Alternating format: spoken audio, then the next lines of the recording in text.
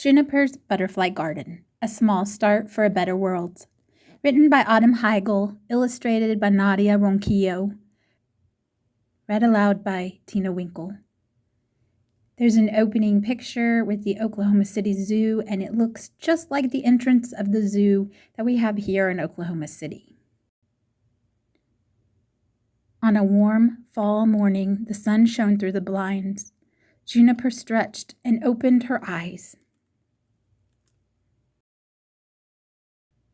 She sprung from her sheets. Through the window she gazed. No school bus in sight. June loved Saturdays.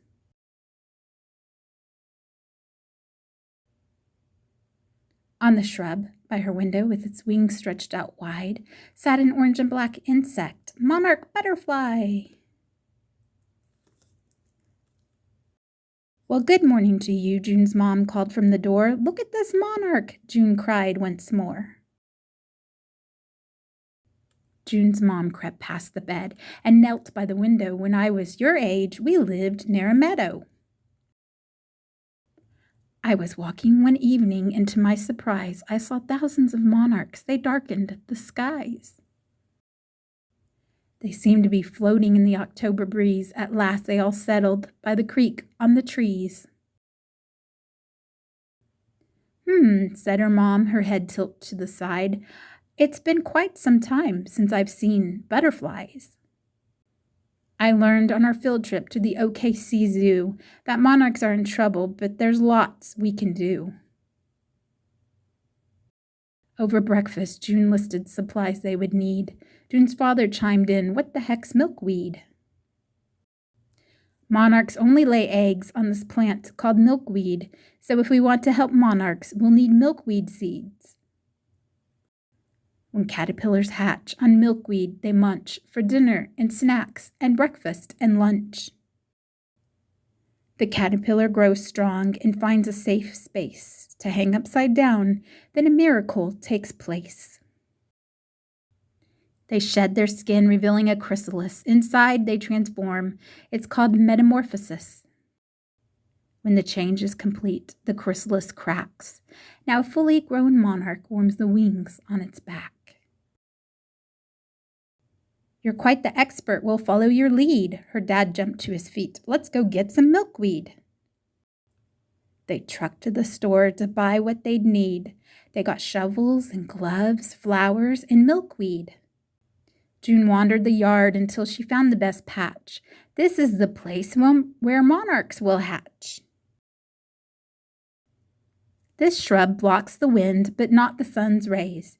To grow, plants need water about every 2 days. Dad fetched the seedlings. June dug holes in the dirt. She covered the plant's roots with freshly tilled earth. June patted the dirt until the ground hardened. She brushed off her hands, looking pleased with her garden. June grew native flowers beside the milkweed. She knew nectar's the food that adult monarchs need. Once every 2 days, June stuck to her plan. She sprinkled the seedlings with her watering can. It didn't take long for the young plants to grow. After winter they returned. They had slept under snow. On a warm spring morning, June peeked through her blinds. Up the stem of the milkweed, a caterpillar climbed. It munched on the milkweed, growing larger until one day a chrysalis hung from June's windowsill. "Mom," called June, "you don't want to miss this." "Look at that," said her mom, "a monarch chrysalis." June kept a close watch. A whole week had passed. Then one day it was gone, a monarch at last. June was so proud of the garden she planted, and as she grew up, her garden expanded. June studied the monarchs, counting each year that passed. How many she saw, each more than the last. June followed the monarchs all around the world. She planted a garden for her own little girl.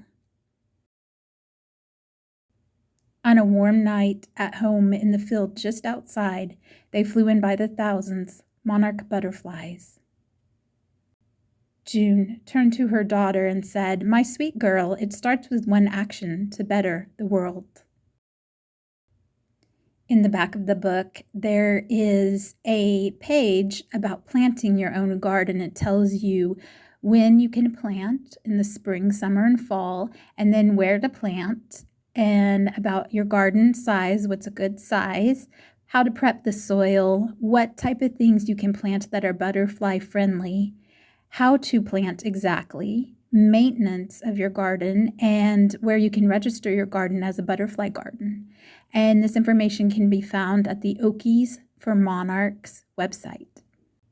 There's butterfly weed, purple coneflower, basket flower, aromatic aster, green milkweed, Indian blanket, Maximilian sunflower, showy goldenrod, golden crown beard, bee balm, blazing star, and blue sage. There's also a map in the back of the book that shows you where monarchs live during the spring and fall and how they take their winter vacation migration down into Mexico. So they come through Oklahoma in the spring and in the fall.